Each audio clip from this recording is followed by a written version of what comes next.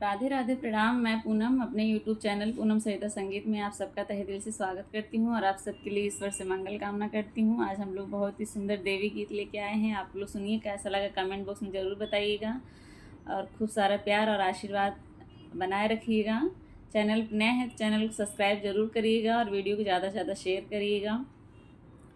बघवा पे कई के सवरिया गजब निकला गई है मैया। बघवा पे कई के सवरिया गजब निकला गई है मैया। गजब निकला गई है मैया। गजब निकला गई है मैया। बघवा पे कई के सवरिया गजब निकला गई है मैया।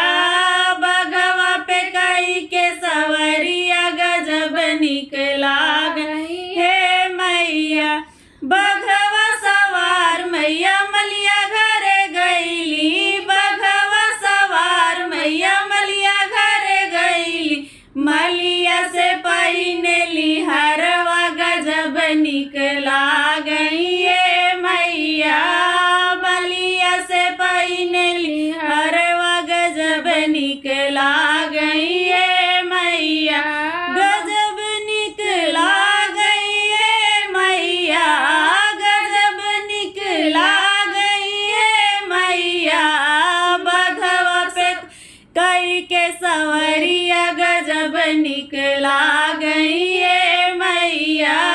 बघवा पे कई के सवरिया गजब निकला गई है मैया। बघवा सवार मैया बजजवा घरे गईली। बघवा सवार मैया बजजवा घरे गईली। बजजवा से पहिनली चुनरी गजब निकला गई है मैया। बजजवा से पहिनली चुनरी गजब निकला गई है मैया। गजब निकला गई है मैया। गजब निकला गई है मैया। शेरवा पे कई के सवरिया गजब निकला गई है मैया। शेरवा पे कई के सवरिया गजब निकला गई है मैया।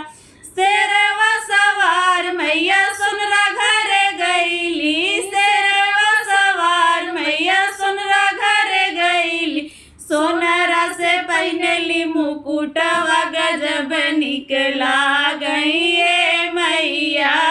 सोनरा से पहिनली मुकुटवा गजब निकला गई है मैया। गजब निकला गई है मैया। गजब निकला गई है मैया। शेरवा पे कई के सवरिया गजब निकला गई है मैया। बघवा पे कई के सवरिया गजब निकला गई